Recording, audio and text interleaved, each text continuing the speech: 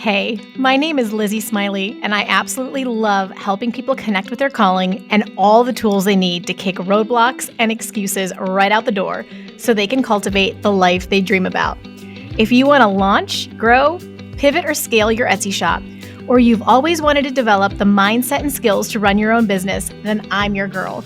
I've had that entrepreneurial spirit going strong since my very first lemonade stand, and now I'm a work-at-home mama with multiple online companies and a full-time Etsy shop, all while being present with my kids for the everyday chaos and most important milestones. On this podcast, we'll talk about all things business, mindset, Etsy, creativity, dazzling our customers, and so much more. There's plenty of room at this table for you, so scooch on in and let's go. I'm holding nothing back. Welcome to How to Sell Your Stuff on Etsy. I'm so glad you're here.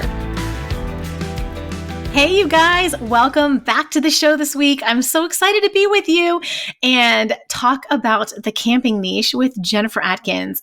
Oh my goodness, this is a fire episode. If you are not interested in or within the camping niche, this is still going to be so valuable. I love where Jenn is in her business. You know, she's like a little more than a year in. I think maybe, I can't remember now her start date, but she's still in the early stages. She's got a lot of sales under her belt though. She's got some really good established products that are showing up at the top of her search results for her niche, her micro niche. And the way she's thinking about things and processing them is from the standpoint of someone who's just a little bit ahead of someone getting started. And I love that for you because she's doing things right. And so when you hear about the way that she talks about and thinks about her shop and her process and her niche, her customers, you're going to learn so much. Like the amount of wonderful advice and strategy sprinkled throughout this episode. It's probably one of my favorite for that reason because it happens so organically. So let me tell you about Jenn Atkins. First of all, she's lovely. I adore her. She's been so much fun to talk to and work with, but she is a seasoned UX product designer, passionate about crafting impactful products for customers, making their lives easier and bringing them joy while using technology. With a versatile background spanning various industries, Jenn has amassed a wealth of experience in crafting user-centered design solutions for sectors ranging from e-commerce to health tech. You can already tell by the way she's crafted her intro that and her like bullet points that she's very thoughtful and business oriented and professional in the way that she thinks. So like if you really love processes, you're just going to love Jenn. Jenn's played an active role in the UX and product community, conducting design thinking workshops and sharing insights to inspire other UX and product professionals. In April of 2022, she made the pivotal decision to step away from her role as a head product designer at a health tech startup. This shift allowed her to prioritize what matters most to her, her family, and being present for her children's milestones and everyday moments. Driven by her need for a creative outlet and keeping her product development skills fresh, she launched an Etsy shop in the summer of 2022. Oh, I was right. It's been a year. Over the course of a year, what she considered a side hobby has grown into a small business where she has true flexibility while earning additional income for her family. Drawing inspiration from cherished camping memories with her family, Jenn has curated a collection that not only showcases her design skills, but also captures the warmth of shared moments from their camping adventures. Oh my gosh, love it. It's the passion. It's the passion, you guys. Through this transformative journey, Jenn has discovered the harmonious blend of personal passions and professional expertise. This balance has guided her to a current work life that's not only fulfilling, but also genuinely balanced. Okay, so we are going to talk about how she got started, how she picked this niche, how it's become profitable, what her research strategy is. There is so much throughout this episode that you are going to glean great tips from, no matter where you are in your Etsy journey, no matter what it is you sell. I think this is a really good one, you guys. So please help me welcome Jenn to the podcast. Jenn, yay! Hi, welcome to the podcast. Hi, it's nice to see you. It's nice to see you again because we've been hanging out lately, but I am obsessed with your business. Oh, thank you. It's been fun. So I already obviously introduced you, but I think this is such a cool topic because like the second I saw what you were doing in your space, I was like, we got to get Jenn to talk to everybody because she's been so smart about this and she's done everything the right way. And I'm just like, but what I love is like, you're not so far along. Like your shop is still really new.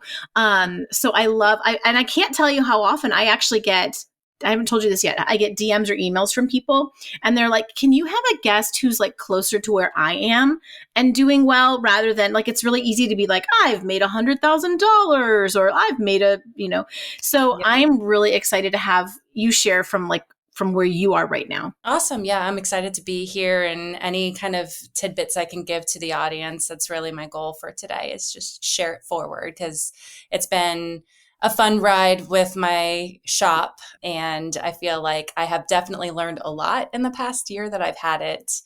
And so any kind of tips or tricks I can share, I'm happy to pass that knowledge along. Thank you for being so gracious and generous. That's really sweet because there's not a whole lot in it for you other than just paying it forward. So I love your heart about that. Thank you. That's just like that's exactly what like the How to Sell Your Stuff brand is all about. So thank you for that. But I want you to start with us from the beginning. Like tell us your background. Who is Jenn Atkins? Should I be calling you Jennifer? Is it I always call you Jenn. Is that cool? Jenn is great. Yes, yes. I was like, maybe I should be asking your permission about that. But also like how you got started on Etsy and then I mean, we've already spoiled it with the title, but like Yeah. choosing the camping niche and how that happened. I need all the details. Yeah, absolutely. So, first and foremost, I am a mom to two really awesome children who are 12 and 9 years old, which is hard to say because I still think of them as like little babies. But married, coming up on our 15-year wedding anniversary. So, time is just flying by. And my professional background is in UX design. So, for the past decade or so, I really worked in more of the product development space, working for technology companies, designing apps and websites. Tried my hand at like actual hands-on coding and all of that stuff, but mostly stayed in the visual design realm. And then dug a little bit deeper into the customer research and really falling in love with the problem that we're solving for our customer. So it really translates well into becoming an Etsy shop owner. And so for me, how I got into my niche, the camping niche, is my family. We started out as tent campers. And then one year we went to a show, one of those camping shows where you can go and check out campers. Oh yeah. Love Oh it. my gosh, I was just like, whoa, this is really cool. And also way more affordable than I thought. So in 2020, January of 2020, we actually bought our first tow behind trailer. And so then, of course, the pandemic hit and activities were canceled and we were all working from home. I was working for a health tech startup at that point. And so lots of hours. I mean, lots of hours just poured in when you work for a startup. It's just like, being an Etsy shop, entrepreneur who's just working the midnight hours and, it's a lot. But when everything kind of stopped, we live in a neighborhood full of lots of awesome, amazing neighbors and children. And unfortunately, everybody's told to distance. And so it was just heartbreaking to just be in a house, not really getting to do much. My kids, like everybody else's, were out of school for the rest of the year. That was March of 2020. And so we decided, you know what? We have a camper. Why don't we go to the state parks? Why don't we go camping? That's social distancing. So we did that. We went to the state parks. We went to a few of them before they ended up closing down for like a certain amount of time. And then they did reopen back in, there was like maybe a 6-week turn, where you didn't have as many, you didn't have any campgrounds open. And so then they opened back up and we fell in love with being able to be in nature, and we had freedom. We didn't feel enclosed in, within four walls. We could walk around, we could ride our bikes, we could go fishing, those types of things. And I just, those are the happiest memories that, we have. And 2020 was really tough for everybody, I know. And so we just tried to make the best of our situation. And we went on 18 camping trips that year. Yeah, because I was able to, we had a hot spot, so I was able to work from anywhere. I remember being in the car on the way to our campsite and being on conference calls, and just working with my laptop. And, so it enabled us, to be able to work from anywhere and play from anywhere, essentially, and have our own home on wheels. So that's kind of how I got into the camping niche, because it's just something that I have so many fond memories about, and that we just connect with so much. It's nice to be able to have, create products for that niche and know that, like, I'm combining two passions, essentially. Okay, so this is so fun because we literally did the exact same thing. I mean, we didn't go on 18 trips. You guys win. But we literally bought an RV and a tow vehicle that year for that reason. That is crazy. So for those of us who geek out about this, what RV do you have now and what do you pull it with? So we started out with a smaller 23-foot RV. We took it out for a couple of camping trips, realized, oh my gosh, this is fantastic. We love camping, but oh my gosh, our trailer is so small. Yeah, exactly. Yeah. And so and then it was crazy. But the reason we bought a smaller one was just because my husband had never towed, a trailer before. I wasn't offering to tow anything. Nope. And so, it was just, once he got used to it, then it was like, okay, let's do this. Let's get, we're all in, let's get a bigger trailer. So we have a 33-foot travel trailer. For those who are into brands, it's a Grand Design Transcend Explorer, and she's been wonderful. We named her Trisha. And she's just been wonderful. We have, used her every year. We don't go on quite as many camping trips now that we're back into kids' activities and school and all that good stuff. Plus my husband travels a lot for work. So he's gone typically about 40% of the year. So, but during 2020, he was home. So. Yeah. Wait, and for people who have no idea, like, how many people does that sleep? Like, are there different rooms? What's the situation that way for? Yes. So ours is, it has bunk beds for the kids, and it has a separate room for us with a queen size bed in there. So it sleeps the four of us very comfortably.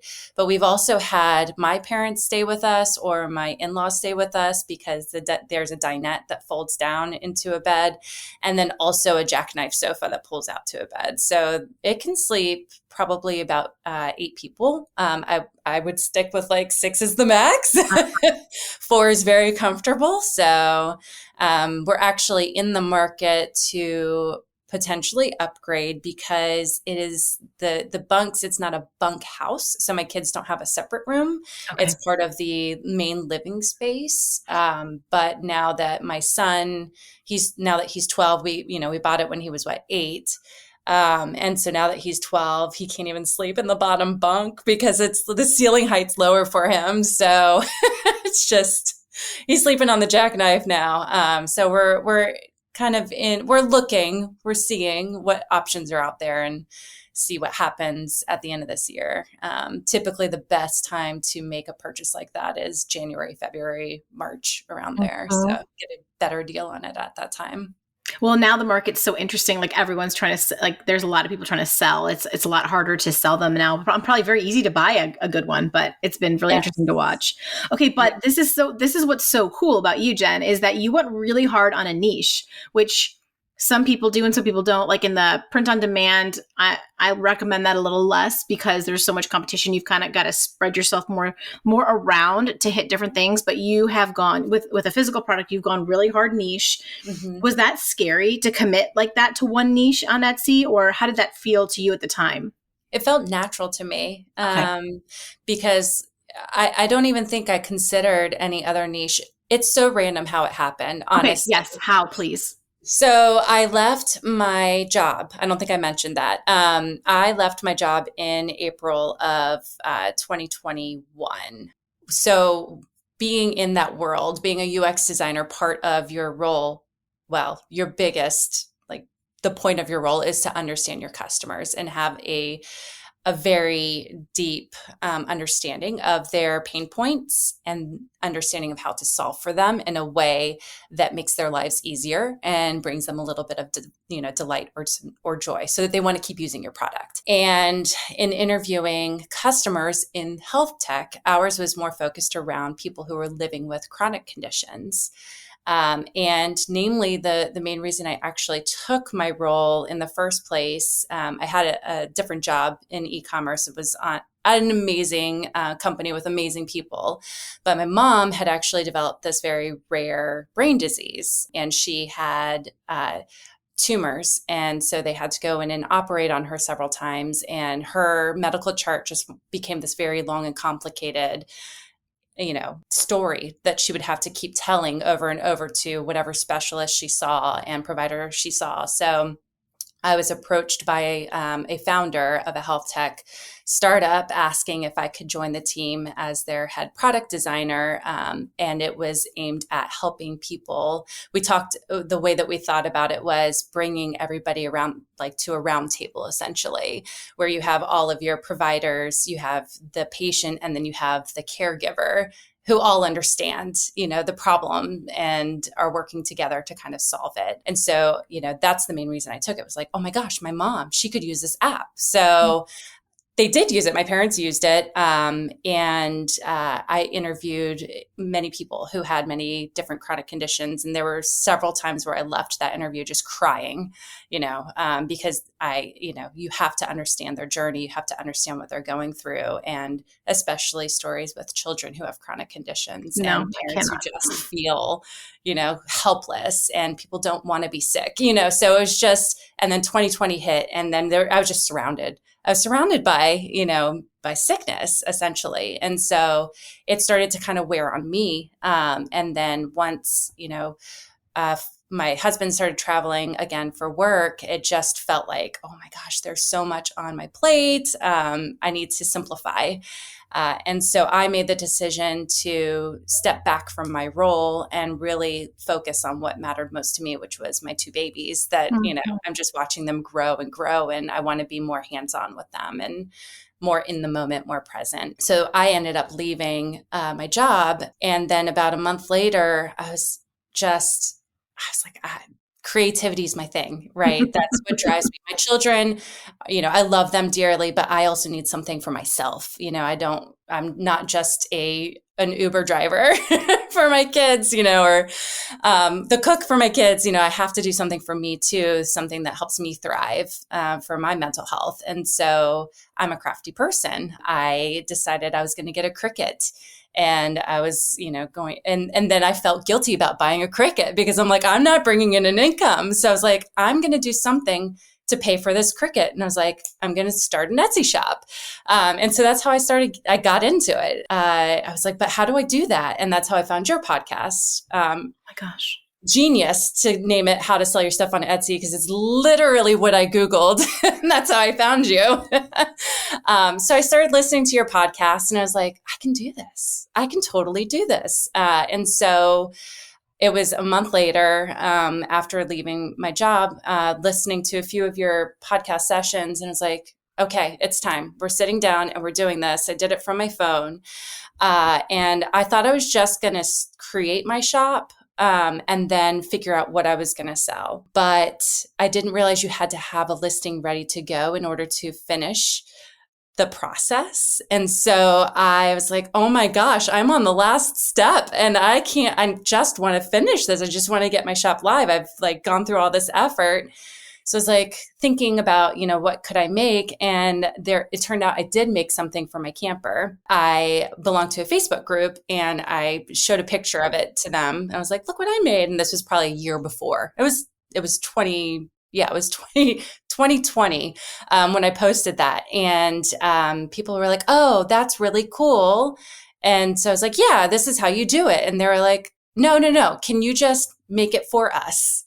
So I made a couple of sales through Facebook and I was like, okay, well, I have this one thing I made that some people were interested in. Let me just create this listing and get it out there. And lo and behold, that has I have 90 listings now. That is my best seller. I didn't think anybody was going to buy it. And I was like, nobody wants this, but this is all I have right now to complete my Etsy shop process, So yeah, that's how that all started. Okay, that is a riot. And also, guys, if you find yourself in the same position, I believe you can like type in your title, put a few things in, and then like hit publish and then deactivate that listing. So your shop can be open without that listing if you don't want to.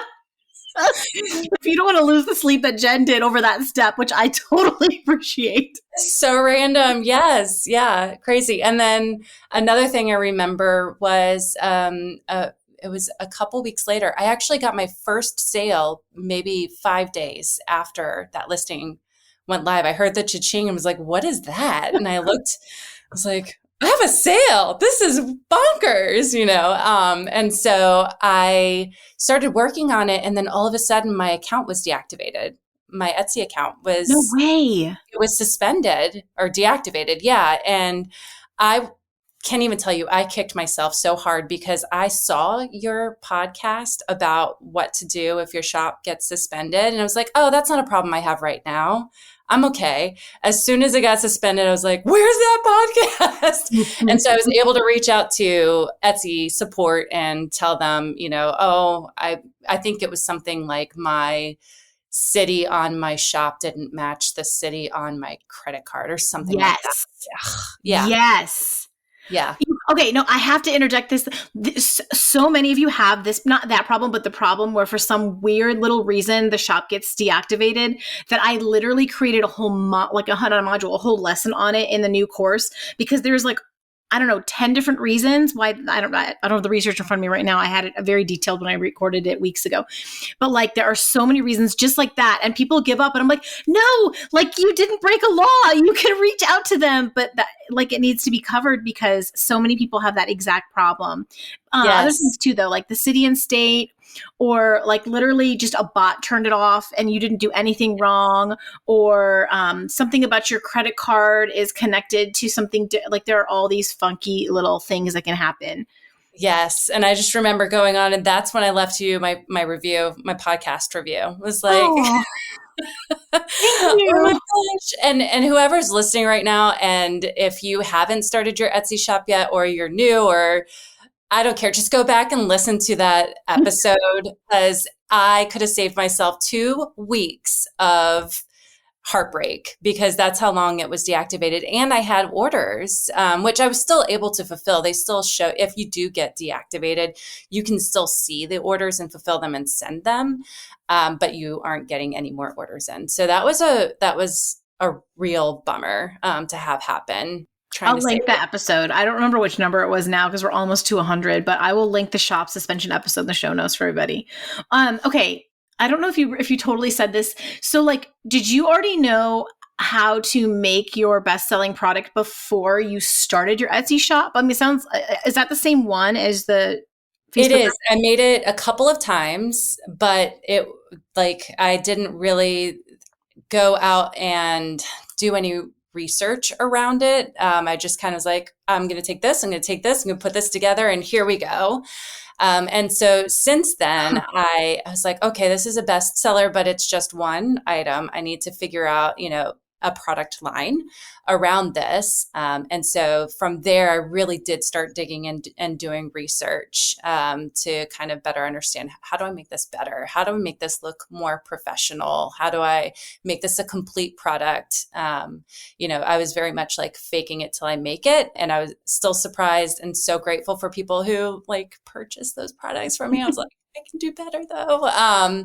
And so some of the other kind of variants that I've made for that product actually have taken more time to invest in and learn, but they've also been profitable for me too. So yeah, it's, for me, it was kind of just, that's part of the process of becoming a master at what you're doing, is that constant iteration and trying new things and experimenting, really. Yeah, that's kind of what happened. And that's where I am now. So it's been great. So like those first few months though. So, okay, remind me again, when was that first cha-ching? It was like a week or two in? Yes. And you only had one product live at that point? I had that product, and then I had a couple of other products that are like, oh, these are more mainstream, these are more popular. I'm sure that those will perform well. Uh, Haven't sold. they were too I saturated. ended up deactivating them. I'm like, it's Uh-huh. been a year and nothing's happened with them, so off they go. Okay, so then was the beginning after that slow, or did you kind of take the lead? You're like, oh, this is clearly, there's something to this product. It's a total fluke. How did Yeah. that work out, like those first few months? So first few months were actually pretty rocky for me.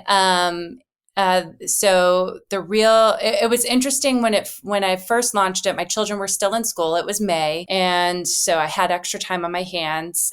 So I had one sale, and then I had a customer buy 10 of my product, which was crazy. And even crazier, they live locally, so I didn't ship it. I drove it to them and put it on their doorstep. And yeah, it was pretty crazy. So I was like, oh, this is really fun. But then I got deactivated. So that was Okay. 2 weeks of that. And then That's not once it normal. finally got up, it was slow to get ramped up again. And then my husband, I turned 40 last year.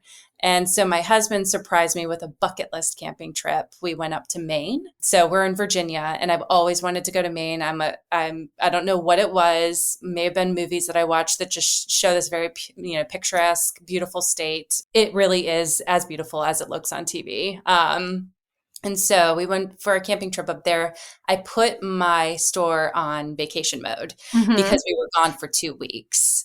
And so that summer was very slow, but it wasn't my goal wasn't to really increase my sales, or I don't know.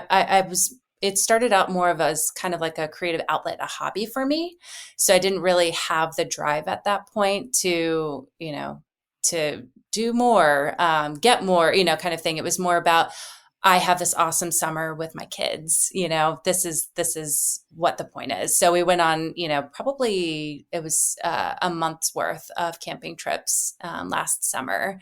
So that was my goal: spend time with my kids, be present with my kids without having that nagging, like, oh, you've got to do X, Y, Z for work. You have these Yeah. conference calls. You have, you know, these wireframes to do. So it was just, it was nice to just have that silence and just be there with my kids. So, but then when I came back, kids went back in school, September, I actually did more than I was like, wow, this is really cool. Like, Mhm. things are happening. Okay, maybe I have something. So September and October were really good months for me for what I was doing. I put some more product lines out there, and that one product was just the one that just kept selling, kept selling. So interesting. Yeah. And then December, it was crickets. It was Yeah. absolute silence. It Yeah. crashed. And I think part of it was because my product is more evergreen and not necessarily giftable. Hmm. That's my assumption, that at least when I kind of retrospectively looked at it, that's, what I'm assuming for this, This was 2022. this is December of last year. Yeah. Okay, 2020. so I have an opinion about this. I obviously can't prove it, but my thought about that is the last 2 years, 2020 and 2021, anyone who bought on Etsy knew during the holiday season everything was going to be delayed with shipping. And so for like all of my students, like last year, 2023, no, this is 2023, 2022 December was really quiet because people knew if they hadn't done their shopping by like the very beginning of December, they weren't going to get their item. So I think for sure for you, like looking for ways to make things more like or position them as a gift is a great idea. But I suspect that was simply just because we're all so disenchanted with the shipping. You know what we all need to do? All the whole how to sell yourself. We need to start our own company that's a shipping company. We'll make ridiculous amounts of money. We'll actually get things to people on time, and we will solve this entire problem. But I digress. But like talk about a real problem in the world is shipping. I don't know. Does that because you said you were getting them through November, right? Like they were Yeah. still really healthy. Those are still people buying gifts. That's so interesting. Yes. And I will say I did have a couple orders come through where it was marked as a gift. Yes. And that just made my day. It was like, oh my gosh, someone wants to give this as a Oh, gift to somebody. So I know you've talked about like the packaging before, Yes. and how people can be obsessed with it. I am one of those people for sure. And I was like, and I'm going to put a little card in there for them, and I'm going to give them a little extra this, and so yeah. If you guys haven't jumped onto the Everbee bandwagon yet, this is your sign to check it out ASAP. If you haven't heard of it before, Everbee is a free tool that can help you find trends, products, and niches that are hot sellers on Etsy right now. I personally use it in tandem with Sales Samurai because they do totally different things. And I literally don't think I could compete in the current Etsy marketplace today without it or help you guys as effectively. Everbee gives me so much information that I can't glean just from studying Etsy. All you need is a laptop or desktop. You can't do it on your phone, so you do need a laptop or whatever, a Google Chrome browser, a quick install of the Everbee extension. And for my tech challenge friends, I promise you it's super simple. And then you will gain access to a whole new world of data about your niche and competitors. So this is a tool I use every single day for my own Etsy shop research, for coaching calls that I do with you guys all the time, for shop reviews I do for you guys all the time. And just as I work on growing my personal mastery of Etsy, these tools have become so instrumental in getting the results that I do. And I mean, I can still use my old school tactics. I still use them, but I don't use them alone anymore because it's a whole different ball game. So these guys have just been a game changer for me. I use Everbee to learn everything about bestsellers and high performing listings. It shows me, okay, I'm going to give you a rundown. It shows me how many sales a shop makes from each listing. I can see how many they've sold of it, how much money that listing has made them or is earning them every month, how old the listing is, like how early did they get on that trend, what their tags are and how competitive those tags are. It gives me an at a glance view of all the shop data, which sometimes I can't otherwise find, and like the competitor listing data that I need to help my students and myself find ways to penetrate the market. So like I said before, Etsy has a totally free version, like not just a free trial. There is a free version so everyone can get access to it. Down in the show notes, I have a link to their site for you so you can check it out. And I also included a quick YouTube tutorial to show you exactly how I use it because sometimes like the barrier to entry is trying to figure out new technology. So I got you. Just go watch. It's a quick video. It'll show you how to navigate it. So if you don't have it yet, get Everbee, jump on that today. I'm so excited for you to get this edge on the market. You're going to love it. It's a game changer. So part of how Jen and I connected you guys is she'd reached out to me, but we're avid campers. So when I saw her shop, I had to order things from her immediately. And I will say your packaging experience was one of the best I have ever had for any company ever. And so actually, you know what? We're going off script. I don't care, Jen. Can you just like spend for a few minutes, just talk a little bit about how you make that special? Like I know for me, like getting the dog treats, the little like totally natural dog treats thrown in, like you just sent me to the moon and back. In fact, one of them I was trying to like portion them out, because I was so excited about them. And one of them got moldy before because they were so natural. I was like, oh, now I need this recipe too. We need to add that to the list. But can you talk a little bit about how you've thought through that? Because it's literally magical. Yeah. So there in kind of the UX world, there is a guy that I absolutely love. He's one of those influencers. His name is Jared Spool. And in one of his talks he gave before, he talked about going above and beyond the basics of what your customer's expecting to a realm of delight. And that's really where you're going to see return customers and you're going to see, word of mouth, like this person is awesome. And one of the analogies he gave is hotels. So when you go and you stay at a hotel, when you're, going to leave a review, you don't talk about, oh my gosh, this hotel was amazing. They had hot water. Right? That's a basic need. That's something, yeah. Maybe if it was the early 1900s, maybe that wasn't basic. Maybe that was amazing, probably.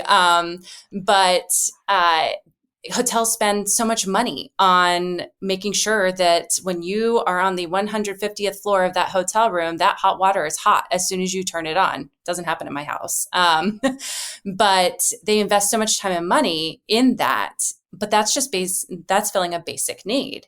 So what hotels started doing to get reviews, which is so critical, and we know this as Etsy sellers too, it's part of our kind of relevancy score, right?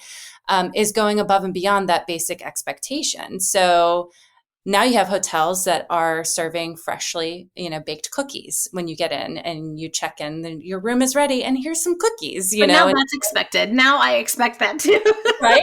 So then, like last year, we stayed at a loft in Maine for one night, and we brought our dog with us. And we went to check in, and they're like, "Your room is ready, and here is a dog gift for your dog." And it had like a ball in there for him, and one of those waist bag clip-ons for your leash, and a collapsible water dish. No way. Right? So of course I'm on there writing a review like this hotel was awesome, and so it's really, that's an experience. I'm not talking about lofts, hot water that they had. No. I'm talking about this. They didn't have to give us this treat for our dog. Maybe champagne and a dog treat, please. Like, right. So, it's just thinking about, okay, like we're solving a problem. This person, needs this product that they're buying from you on Etsy. But how do you go above and beyond? How do you give them a little bit of joy and a little bit of delight? For me, it's such a gift that they have chosen my shop. That I want it to feel like a gift to them, even though they purchased it. I still want it to feel like, oh my gosh, it's a gift. I'm opening it, and so giving them that warm feeling, like, that's part of handmade. That's what is so beautiful about being a handmade seller too, is that you can craft that experience. I do have some POD products on my site, but I really want to I want to deliver that gift every time. So I actually learned how to sublimate this year. And now I do have products with my Cricut and so I was teasing Jen, that's not going to work when she's getting 100 sales a day, but for now, fine, you sublimate your little heart out. But what do you do for someone who doesn't, if they don't order a dog or pet related thing, what do you throw in or what do you do? So I think about my customers. I think about what they are using in their environment and what could be useful. So for camping, you're very limited on space. Mm-hmm. And so, I don't want to give them something that feels kind of wasteful. I want it to feel useful. And so for customers, and I actually did this no matter the price point in the beginning, because for me, again, it was just such a joy for them to order from me. I wanted to make it special for them, but then also those reviews, I need those reviews in order to keep, my rating up, and getting more sales. So I made koozies for my orders, and, I would stick them in there with a card that I designed and printed, and a handwritten note to them. I have put stickers. I have put, other camping related items in there, just to what's going to make their day, what's going to make them happy. So those items may not necessarily translate well for other handmade sellers and other kind of niches. Great, though. Especially if they're related, though. I think you said something so important, Jen. You have to really think about your customer for it to not feel just superfluous. Just like, oh, I just threw this in. Like it meant so much. Like how, like I felt like you really thought about us. Like it almost brought me to. I think I cried. I think I cried opening your box, and I think I was crying, and I was like, I should have had. I think I remember saying to my husband, I should have had you record that. Like me opening that. I had no idea that was going to be such a crazy experience. So like delight and like the emotional response, like in a good way. Right. Yeah. Another thing that I've done, and this is an interesting tip maybe for for people out there who are listening to this. Another part of understanding your customer, is really thinking about what their likes and needs are or wants. And so I don't know if you have tried this, but when a customer likes something, favorites your shop, or when they purchase something, you can click on their name and then you can see what other products they have liked. Well, if you're in a very specific niche, they're they're favoriting other products that may not be exactly what you're making, but that are related to that niche. And so I remember I had one customer in particular where I realized in kind of doing that research was like, oh, okay, I know something about them. I'm going to create a product for them. So I made stickers for them that were based on some of their likes. It wasn't, I didn't You copy a stalked design. them. No, but you I did. totally stalked I them. totally stalked them. I am a great customer stalker. And it's funny because that just carried, that's how I was known in my profession too. So, yeah, I was really great at customer stalking. It's But important in a respectful way. It's in important a to do. very respectful way, yeah. And then also if they talk to you through messages, striking up a conversation again in the camping niche, we could nerd out all day about Oh, yeah. yeah, so learning things about them. And so, sometimes my customers inspire me to create something. And so I want to pay it forward to them. And so, my one customer, and she ordered my product, and then I included these, I think it was like 5 or 6 stickers, and they were my prototypes. And I was like, you inspired me to make these. Thank you very much. And so, it was special, special for her and special for me. So That's an awesome tip, Jen. Looking at that, I know for sure I used to get sign ideas by looking at other things that people favorited. Like, oh, I need to create one with that quote. That is a brilliant hack. But to also use it for throwing in something really personal, that's some next level stuff right there. Okay, I know we're running short on time. So I want to make sure the one thing I really, really want to make sure we talk about is your research process, because you have done a really, really great job of finding competitive keywords within your niche so that you're just showing up. Like, I have tried this on so many browsers, incognito windows.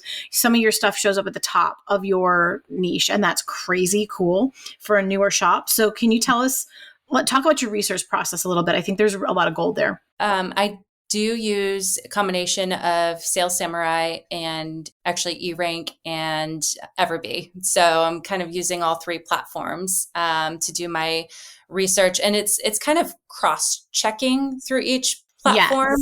Yes. Because Etsy doesn't actually give away their search data. So they have other ways that they're figuring this stuff out, but it's not going to be 100% accurate. So it's helpful to have the 3 that I'm comparing against, right? And so through the keyword search, I am not only looking at like the best sellers within my niche and kind of seeing what their search phrases are, but you can kind of, you can see, like, they call them word clouds or tag clouds, where it's like, here's a keyword, but also these around. And if you kind of narrow down and get into actually the smaller words in the cloud, yes, micro niche. That's where you start to see that micro niche coming through. And so, yes, there may be less demand there, but there's also, less competition.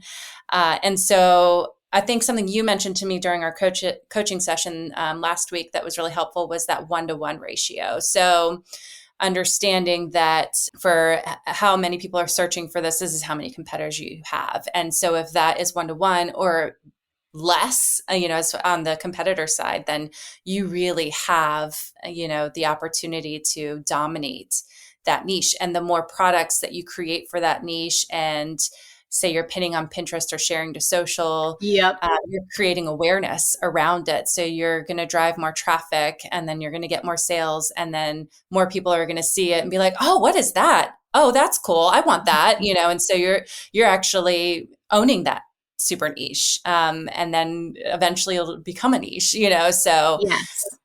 So doing that research and understanding that is really critical. I think part of where I have failed with other products is because they're not super niche. They're competing with the big dogs, and I'm just a little fish in a big old pond. So yeah, that's how you get your foot in. That's how you're going to see, sales. Maybe they're not daily sales, but they're going to eventually get there, Yes.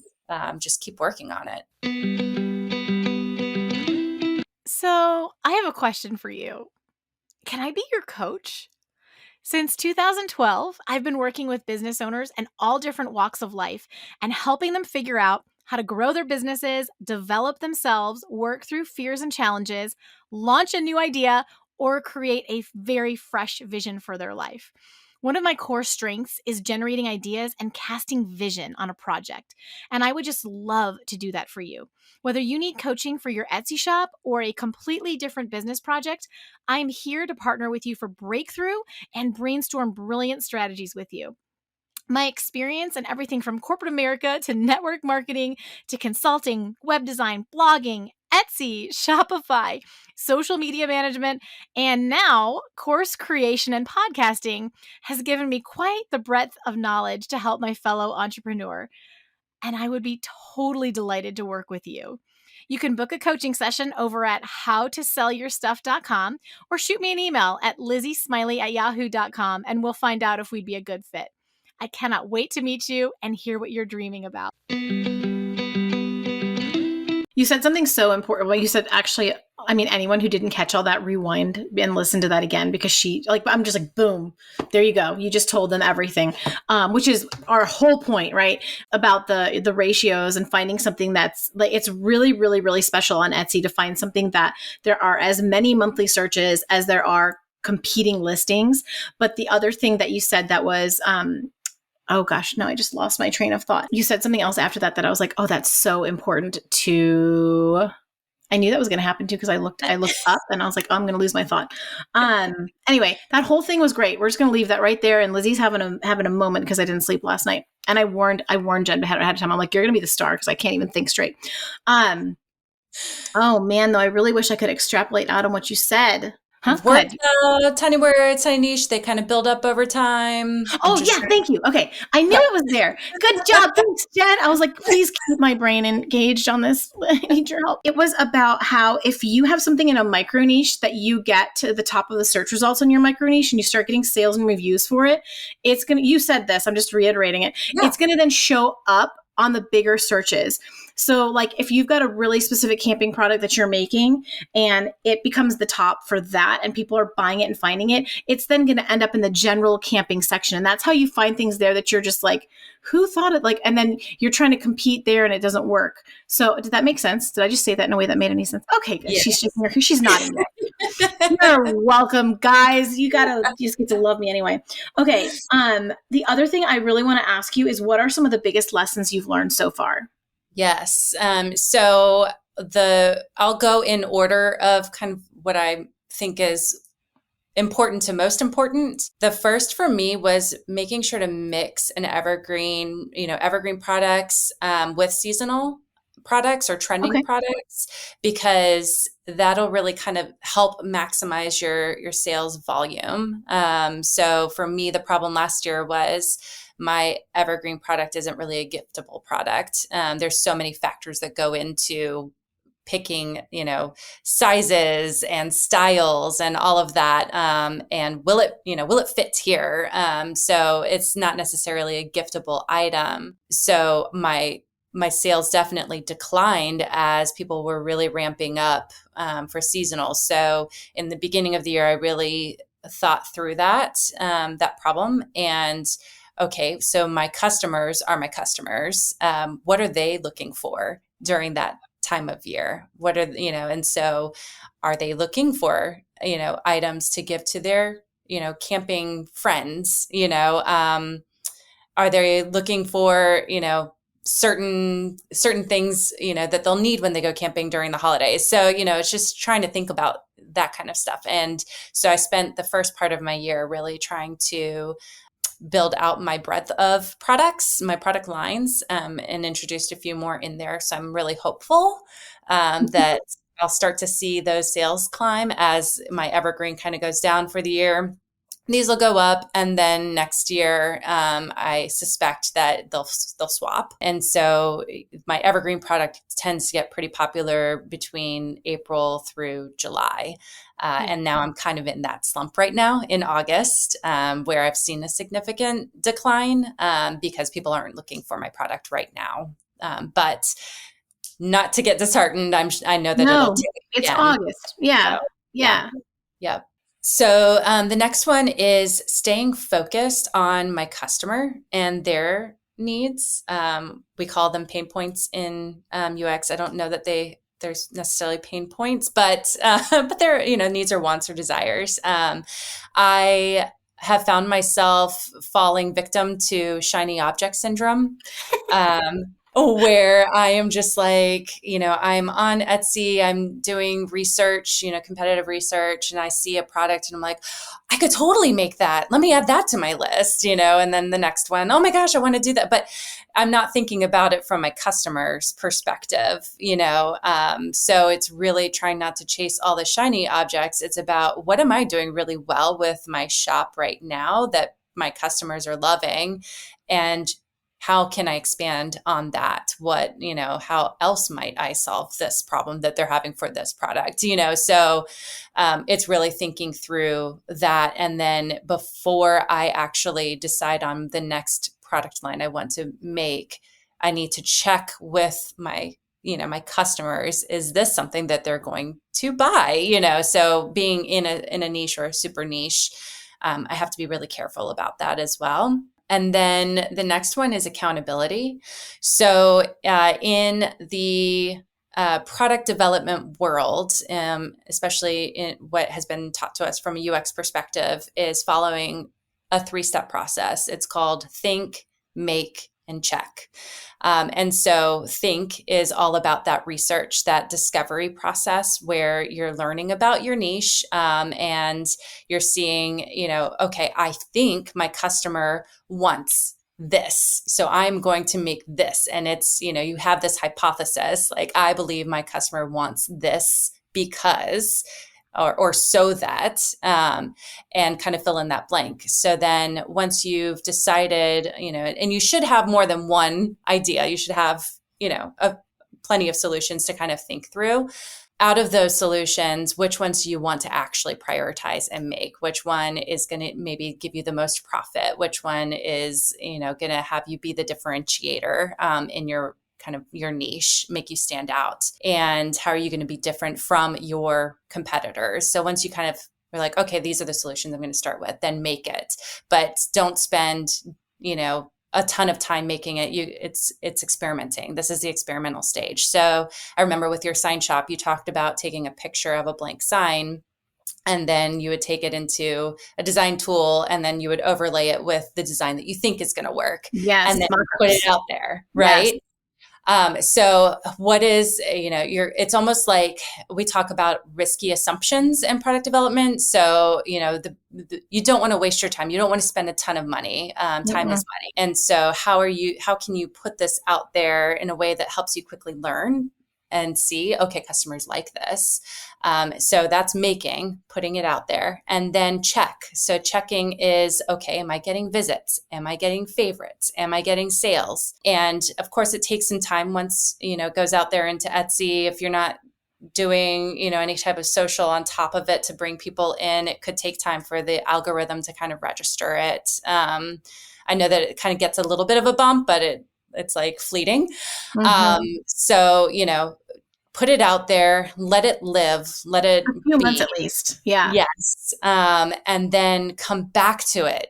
Don't forget to come back to it. That's where I'm kind of failing, is like, I'm not coming back to it. I'm not seeing, I actually went through my shop this morning. I finally was able to sit down and have some time to look through my shop, and was like, oh my gosh, I've missed out on a lot because I focused on my kids this summer again. So it's like, of course. I kind of went into autopilot. So I'm like, oh, wow. Okay. So now I need to figure out, okay, what's working, what's not working? What do I need to iterate on this product? And then it starts again. Okay.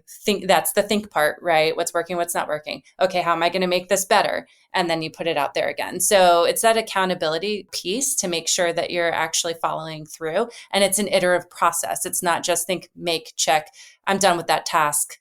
Let me fill it in, let me fill in my bubble. You do it quarterly, or at least, once a year. Yeah. Right. Yes. But don't also, like, you can fall into the trap. This is also not great. You fall into the trap of you put it out there and then every day you're stalking it. And you're like, yeah, waste of time.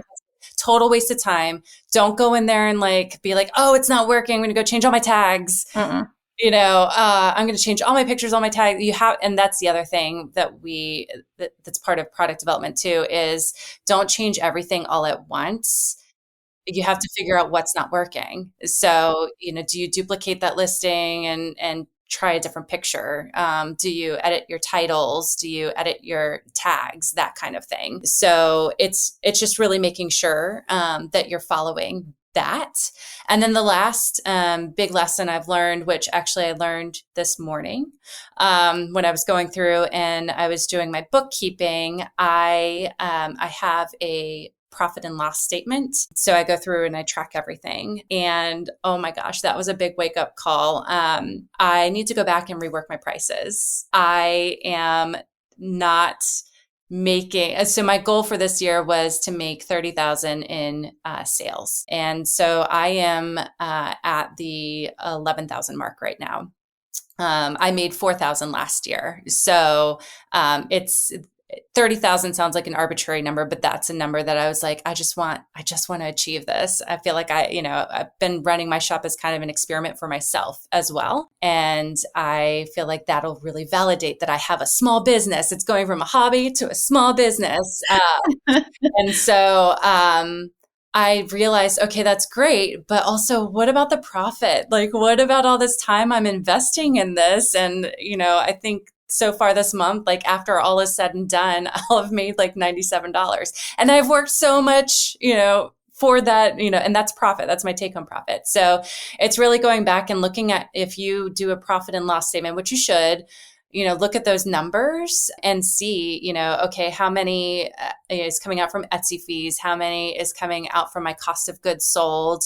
And then anything else that you're deducting, like rental space or, your cable bill, whatever, or not cable, your, we call it internet. Thank you. Your internet bill, phone bill, all that stuff that you plan on deducting at the end of the year. So that's kind of been my thing, like, oh no, but I really want to be profitable too. So it's a process. It is. It really is. Yeah. I love that you have your eye on the long game. Like you're really trying to build a company, not just grab the fast cash. Yes, because my children, they're 12 and 9, but eventually they're going to be in college. And then I'm going to be really sad. I have this weird thing with my son. Every year he grows, I cry on his birthday every year. It's like, I'm grieving and I'm like, okay, he's 12. He's not leaving the nest tomorrow. But when he turned 9, I was like, I have only another year of Nathan, like, his lifespan of Nathan before he goes off to college. And so the thought of it just gives me so much anxiety that I'm like, yes, this validates why I'm home with them. And, the benefit of having my shop and earning some additional income for my family, I can also put it down when I need to, and not feel bad about it. I feel like that has been really great to be able to have that freedom. To me, it's a work-life balance. And then also, before I would be on calls with people, I'd be running customer research sessions. I would be working through very complex user workflows and designs, and my kids, I kept my door closed, and now my door is open and they can run around and they can make all the noise they want because I'm not on calls. I can just, do what I'm doing and I'm not losing concentration. And it's nice. It's nice to feel like my house is alive around me and I can be part of that. You're the quintessential Etsy seller. I enjoy it. I really do. It's been a fun ride. So it's going to be so fun to see where you are in like 1, 3, 5 years. But I think this is such a cool conversation because you're still in the early stages. You've got some really good experience, really good tips and strategy under your belt. Like, honestly, this has been a golden episode. I need to figure out how to title it so that people, if they're not interested in camping, don't listen, because it's so packed with value. But it's also just going to be so fascinating to watch how you grow. And like I was telling you before we got on here, I was like, I feel like you've got an Etsy course in you at some point. It's very strategic. You mentioned it to me. I was like, ha ha ha. And I'm like, oh, but that would be fun actually, because really that's part of who I am. I love to inspire people. I actually wear a bracelet that says inspire, that one of my most favorite people I've ever worked with. She's a friend of mine outside of work too. She's a product owner, and I was her UX designer. We were partners together on product, and we would do customer research sessions together. And she could see how passionate I was about it, and just bringing it back to the team. And we would talk about what we learned, or just we called them discovery zones. And that's something that I feel like Etsy sellers should do too. Is you should have your discovery zone kind of board of what are you learning? What were you right about with your product? What were you wrong about, with your product? What didn't you know that was really fascinating to learn? And then how can you improve it? What else can you do, and turning any problems that you hear from the customers into opportunities.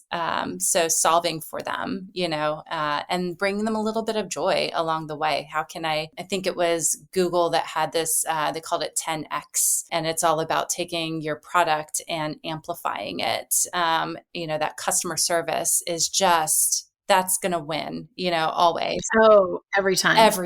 If you get an order that comes through, if you're print on demand, if you're handmade, send them a message. I have a template, that I have. Yep. And if you feel like you're not great with copywriting, ChatGPT is, I use that thing every day. It's amazing. Mm-hmm.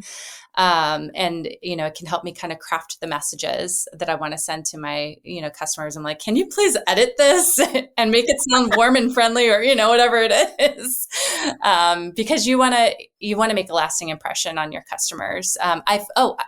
So by doing all of that, I went back and I looked at all of my sales, and I found that 36% of my sales are from return customers. Wow. Yes. So part of that is, the customer service part of reaching out to them, saying, thank you so much. Here's when I expect to have this made and shipped. Sometimes I'll send it shipped, but Etsy also sends an email. So I was like, I don't want to be, too duplicating it. Yeah. Mm-hmm. I want it to be efficient. And then checking in afterwards and, making sure that they received it, which you probably know because you're tracking, if it's been delivered through Etsy, Etsy track. Etsy shipping labels is another thing that is just a godsend. It's a godsend. So, it's all of that. And also including any kind of extras for your customers. That's really, it's great. So you're knocking it out of the park. Just period, the end, take a bow. I love it. I love it. And Jenn, thank you so much. Thank you. You've been extra. Sometimes I don't know what to say. I know that there's lots of other people in the world that love to just help other people, but sometimes it doesn't feel like it. Sometimes it feels like people are just like, well, what's in it for me? And we should be, to a degree, yes, or we're going to waste enormous amounts of time. And what is that scripture about casting your pearl among swine? Sorry, never mind. But so it's important, but you've been so generous and so gracious, and just thank you for everything that you've shared. I really appreciate it. I don't even have the words. Part of it's sleep deprivation. Part of it is awe. It's fun. I get the sleep deprivation part. When Nathan was a baby, I just remember being in a cubicle at work and the fluorescent light was glaring on me. And I had a coworker standing next to me talking to me. And I was like, I need to close my eyes because it hurts to look at you right now. I'm still listening, I promise. It's the sleep deprivation. It's grueling. I thought we were beyond this, but this is a rude awakening. But so and this is what I do for all of my guests, where we need to really protect their shop and their niche, and that's a high integrity thing for me. Is there somewhere that if folks have just been blown away by some of the things that you shared and wanting to learn more from you, where they can connect with you, that will also honor the privacy of your shop and your business? Yeah. So I do have a LinkedIn account. So if anybody is really curious and wants to reach out to me, they can reach out to me that way. Jennifer Atkins. I'll link that. Product UX designer would be the title. I may still be showing myself as employed with my previous employer, but I'm still there lurking. I just, like I told you, with my Etsy shop, it's been something that it's been a creative outlet for me. It's been kind of therapy for me. When I'm making hand-making items, I can sit in total silence. I can listen to a podcast. I can listen to music, but it's a form of therapy for me. And so I've kind of kept my shop close to my vest, to where actually my, a lot of extended family and some of my friends, they don't even know that I have a shop. So, so they can find me on LinkedIn. And I think there's wisdom in that as well. Okay, well, we will link your LinkedIn, and then I don't know, maybe down the road I can talk you into coming back to share, like, how this has evolved over time, because I think some of those episodes are going to be really interesting with people where we get to hear where they are later after we've heard them in the beginning of the process. I think that's great, because that'll help me set an accountability goal for myself as well. Oh, selfishly. Win-win. I love that. Okay. Well, I need to make sure I follow through. Same time, same place, in a year, and we can cry about Nathan and Lorelai together and how they're getting too old. Okay, suggestion: when our kids go off to college, and I know yours is a little older, so maybe we'll have to split the difference. Let's go meet in Maine on an RV trip. Down. Oh my gosh. So it's funny. We have some friends who are also neighbors, and we are planning a 2-week camping trip next summer to go to Maine. Yes. Yes. Like, my family fell in love with it. So anybody who's in Maine, you guys have, like, hands down, just such a gorgeous state. It's beautiful, and I can't wait to get back there next year. But yes, and I do have this bucket list when both of my kids, I'm an official empty nester. I'm not going to be able to stand being in my house. So my husband and I, I'm like, we are going to go on like a 6-month sabbatical, and we're just going to take the camper. Part of my bucket, like, I want to go see all the intercontinental states. Like, I want to go. No. Yes. I want to see all, like, the big state parks, and oh my gosh. So if I'm in your area, I'll be like, hey, Lizzie, come meet me for coffee. Hit us twice. Like, we'll do, when we're in the northern climes, you come through here, and then you can come through Texas when we're there. Depending on how that'd be a riot. Perfect. Yes. Done and done. We'll meet at because where we love to go to the ocean, the Corpus Christi coastline in Texas. It's about 2 hours from our house. And that is a super fun place. We park where we can see the waves. Like, we can see the ocean from where we park. Oh my gosh. So yes, I'm down. It's a date, my friend. Okay. We know how to talk. Thank you so much, Jen. Y'all, thank you for listening today. Boy, you've got some gold to go scoop up and process and think about in your own shop. She just spilled all the tea. But until next week, go make something awesome. I love you guys. Bye. And that's a wrap on this episode of How to Sell Your Stuff on Etsy. Thanks so much for hanging out with me today. If you're looking for more resources, head on over to howtosellyourstuff.com, where you'll find podcast show notes, all the links from today's episode, the blog, courses, coaching, and more. If this episode was helpful to you, awesome. The greatest compliment I can receive from you is a rate, review, and subscribe on this podcast. Not only will it allow us to connect again on a future episode, it lets me know I'm providing you with value and helps other people find this content more easily. From the bottom of my heart, thank you for your support. Have a great day and see you next time.